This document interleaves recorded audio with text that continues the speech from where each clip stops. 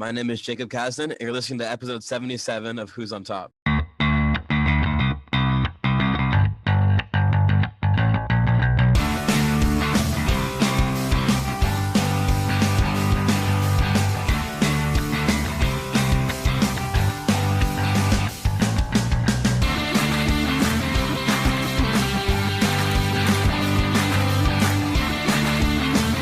Welcome back to Who's on Top. This is episode 77. It is September 21st, 2021.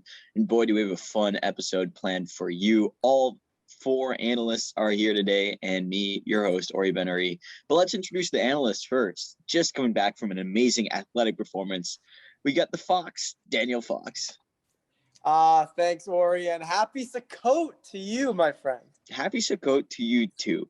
And person who probably does not know what Sukkot is, our favorite fencing captain, Jeremy Giles. What does it mean? I mean, I'm at your service, so please tell me what it means. I need to know. That's okay. We all know you're a fake Jew, but that's fine. I figured it was a Jewish thing. I knew it. I knew it. All converting to Christianity. Riding cloud nine up in Syracuse, we got the first bro, Jacob Kasdan. What's up, guys? Let's talk some sports.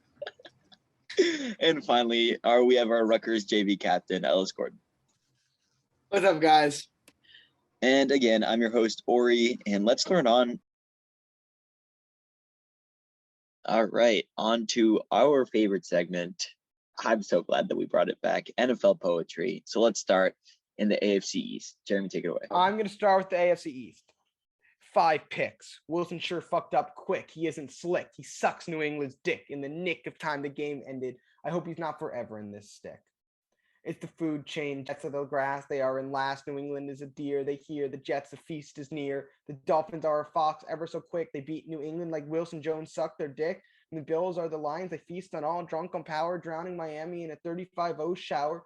Bit of raid from a week 1 loss, not undefeated, but Allen is an absolute boss. No, Jeremy always has some epic lines, and then some of them just I don't get. But all right, the last one was pretty tough. All right, Ori. On to the AFC South with Ellis Gordon. All right, play classy music.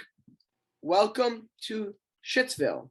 Oh wait, I'm sorry. It's the NFC South, where the win column is permanently in a drought. It's a real world. It's a real word. I looked that up. The Texans are 1-1. But they better hope David Mills is the one. The Titans got beat down by the Cards. But in week 2, King Henry returned and reduced the Seahawks defense to shards. The Colts might be in trouble. They haven't played bad yet. They are 0-2. They might be in the rubble. Carson Wentz is probably out for a key division game. His ankles he sprained. Will Eason stop them from being lame? And finally, the disaster that is known as the Jags. Their season has taken a major lag. Lawrence looks pedestrian and Meyer looks lost. Can this team win a game as the weather begins to frost? Drought is a word. It means to drought. Of you. Breaking news. I got called back for frisbee tryouts again. Day 4.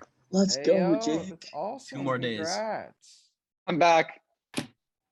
All right. Nice. We're doing poetry. Jacob's up, AFC North. And onwards to Jacob with the AFC North. All right. I've missed NFL poetry. It's nice to have it back. Hold on. I need a quick drink.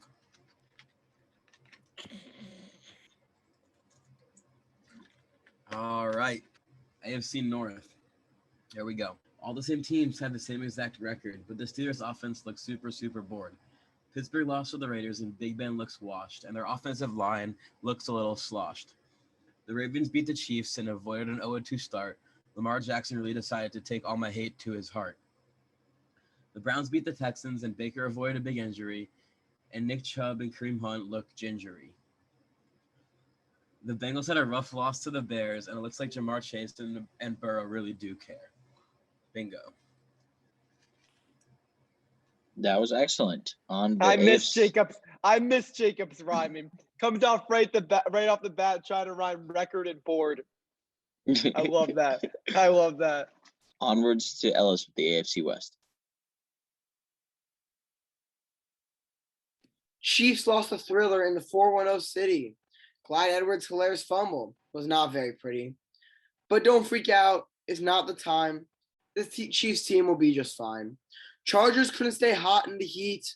Greg Zuerlein signed off on their defeat. The refs and Herbert and sloppiness cost them the game. Week 3, Herbert cannot do the same. Now Derek Carr is booling down in the South. Feed me, says Darren Waller as he opens his mouth. Is this Raiders team legit, or will John Gruden just happen to throw a fit? The Broncos also started a pristine 2-0. In the Mile High City, it's the Teddy B show. Hard competition they do not face. Ravens week 4 will determine their place. Ellis, my roommate loved that one. He's a huge Teddy Bridgewater fan. Thank you. I like that one, Ellis. I liked it too. All right, now it's me with the NFC North. Kyler and Murray, he's a great chef, yeah, he cooking that curry. Scrambles around, yeah, he ain't in a hurry. Vikings can keep up, he is so blurry. The Bears and the Bengals, yeah, that game was fun. Andy Dalton coming off like a hot red gun. But knee support, Andy had none. Justin Fields came in and he just won. Aaron Rodgers and his best friend, the net, saw they were playing the Lions, and they said, bet. While many frauds were committed, Aaron Jones and Devontae from this benefited. The Lions came out hot of the gate, but this proved to be a costly mistake. For DeAndre, swift as he may be, could not touch the man they call Jeopardy. And while Aaron doesn't care about winning, that didn't stop the Lions from skidding. One fumble here, one fumble there. The whole Lions team looked like Clyde Edwards-Helaire. But Goff has talent, it's higher than Mars. Lock up these W's, they're all in my bars. Wouldn't want to see Dan Campbell in the back of my car, but he's driving the ship. We're going far. Hey, that was good. That was really good. Damn. All right. Little Ori on the beat. Little Ori on the beat, new song coming out soon. Next, the NFC West with Jeremy. All right, let's do it. Let's do it. Wait. Okay, let's do it. A division of Titans, only failed by the Titans. Mars is almost ran backwards because the Rams are the Greek gods. But Kyler Murray, he's the great creator. Will that make him dictator, or will he just be the spectator, a Russell Wilson imitator? The 49ers, oh boys, Garoppolo just their toy. He collapsed week 1, his coach annoyed. But regardless of Lance, their opponents have not stood a chance. In fact, they can hardly stand askance. Lance beginning or Garoppolo's last dance. A division of Titans felt only by the Titans. Will any fall this week, or will they remain on fleek? That one was saucy. All right, finally, the NFC East with our very own Jacob Campbell. Wait, you forgot me. No, it's me, boy.